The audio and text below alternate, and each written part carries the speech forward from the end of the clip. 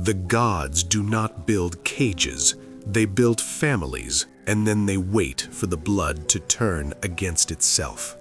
There is no iron bar stronger than the silence of a sister, and no stone wall thicker than the ambition of a stranger.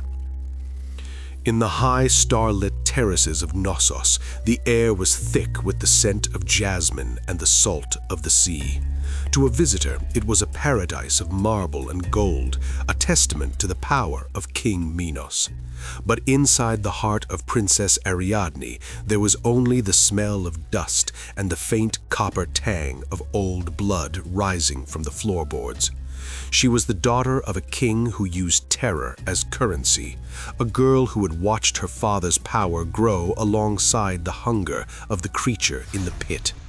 Ariadne was a bird in a gilded cage, trapped between a father who saw her as a pawn and a brother who was hidden away like a dirty secret. She knew that her own life was merely a delayed sacrifice. One day she would be married off to consolidate a throne, or she would be discarded when she no longer served the king's image of perfection. Then came Theseus. He did not arrive like the other tributes, cowering, weeping, or praying to gods who had clearly turned their backs. Theseus stood at the prow of the black-sailed ship with his chin high and his hand on the hilt of a hidden blade. He was a prince of Athens, yes, but to Ariadne he was something more practical. He was a door, he was a way to the horizon. The tragedy of the Minotaur is often marketed to you as a story of a brave hero slaying a mindless beast. But look closer. It is actually the story of a sister handing a stranger the key to her brother's heart, just so she could stop feeling the walls of the palace closing in. Ariadne did not fall in love with Theseus because of his valor. She fell in love with the possibility of his departure. But the labyrinth was not a place one simply walked into and out of. It was a masterpiece of cognitive dissonance designed by Daedalus, the same man who had built the wooden cow for Ariadne's mother, Pasiphae. Daedalus was the architect of the family's ruin, a man of cogs and geometry who understood that the best prison is one where the prisoner believes they are moving forward when they are actually circling their own grave. A map of ink and parchment would be useless in the maze, for the corridors were designed to shift in the mind, to play with the inner ear, and to make every turn feel like the first. Ariadne sought out the inventor in the dead of night. She did not ask for a map, she asked for a clue. She demanded a way to bridge the gap between the world of the living and the world of the lost. Daedalus, perhaps feeling the weight of his own mechanical sins, gave her the only thing that could defeat the maze: a map of touch, a ball of red silk thread. Under the cover of a moonless night, Ariadne met Theseus at the heavy bronze gates of the labyrinth. Imagine the friction of that encounter: the princess, desperate for a life she had never known, and the hero, desperate for a glory that would never fade. They stood in the shadow of the stone, the air cooling as the labyrinth exhaled its damp, mossy breath. She handed him the thread and a silver sword, weapons provided by the family to kill the family. "Take this," she whispered, her voice a sharp blade in the dark. "Tie it to the lintel of the door. Let it trail behind you like a vein. If you kill the beast, follow the red line back to me, and when you leave, you take me with you." It was a contract signed in shadows and sealed with the promise of exile. Theseus did not love her, he needed her as a navigator, and Ariadne did not love him, she needed him as a vehicle. They were two predators using each other to escape a larger trap. The bronze doors groaned as they opened, a sound that vibrated through the foundation of the island, a sound that surely reached the ears of the beast in the center. Theseus stepped into the dark. He did not go in as a victim, and he did not go in as a hero. He went in as an assassin with a lifeline. Every step Theseus took into the maze, the red thread unspooled behind him. It lay on the cold limestone like a streak of fresh blood, vibrant and unnatural against the gray, ancient stone. As he descended, the silence of the labyrinth began to change. To the beast in the center, the sound of the thread unrolling was a new and terrifying language. For decades, the Minotaur had known only two types of sound, the silence of the stone and the frantic, chaotic scurrying of the terrified children. But the thread had a different rhythm. It was a rhythmic hiss, hiss, hiss against the floor, a sound of steady, calculated progress. It was the sound of order encroaching on a world of chaos. It was the sound of a plan. The beast had spent his life in a place where everything was random, where every turn was a gamble. But the thread was intent. The thread was the world of the sun coming to collect a debt from the world of the shadow. As Theseus moved deeper, the air grew thick with old bone and the grease of past tributes. He did not look back.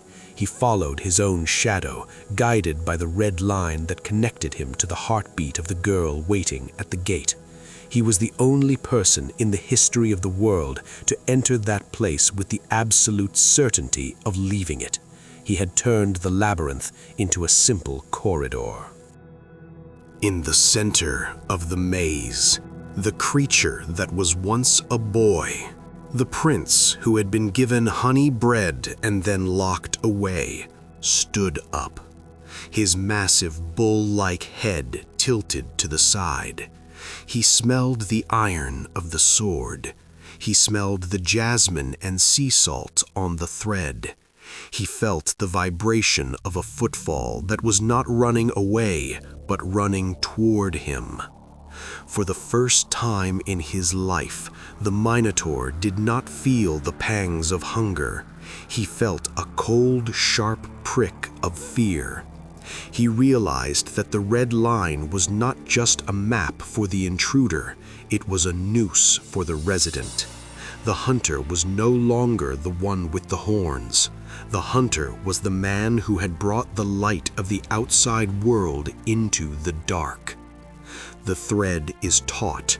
The sword is drawn. The silence of the labyrinth is about to be broken by the sound of a brother's final breath, orchestrated by a sister's final betrayal. The red line has been drawn, and there is no turning back. The labyrinth was never just a building. It was a mathematical prayer to the god of silence. When Daedalus laid the first stones, he didn't just build walls, he built a machine designed to strip a human being of their orientation, their memory, and eventually their soul.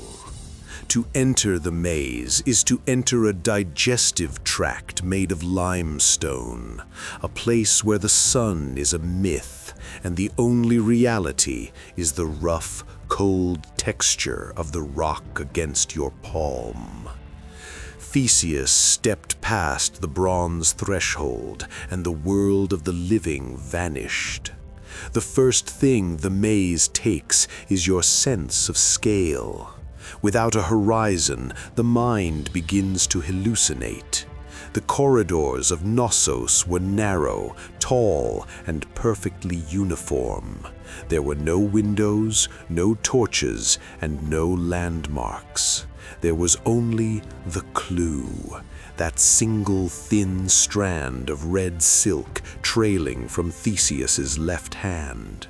As he moved deeper, the silence became heavy, a physical weight that pressed against his eardrums. In the absolute dark, your heart becomes a drum, and your breath becomes a gale. You begin to hear things that aren't there, the whisper of a mother, the laughter of a friend, the sound of the sea. But in the maze, every sound is a lie. Every step Theseus took was a step further away from his humanity.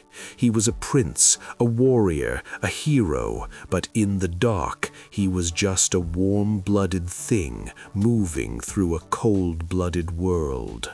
He followed the red thread, but the thread felt like a leash. It reminded him that he was connected to the surface, yes, but it also reminded him that he was a tethered animal, sent into a hole to perform a task for a king who didn't care if he survived. Behind him, the thread lay on the floor like a long, thin vein. Ahead of him, the darkness was absolute. But Theseus was not the only one in the dark. In the center of the maze, the creature that had once been the Prince Asterion was listening.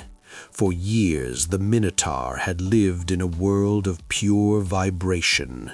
He knew the difference between the frantic, scuttling footsteps of the terrified children and the heavy, rhythmic tread of the guards. But this sound, this was new. It was the sound of someone who was not lost. It was the sound of a predator moving with a map. The beast stood up from his bed of bones. He didn't roar, he didn't bellow, he simply tilted his massive furred head and breathed. He could smell the outside world on Theseus. He smelled the salt of the Aegean, the pine of the Cretan forests, and the jasmine on the red thread. It was a smell he hadn't known since he was a child, sitting in his mother's lap. It was a smell that brought back the memory of the light, and with it the memory of his own tragedy.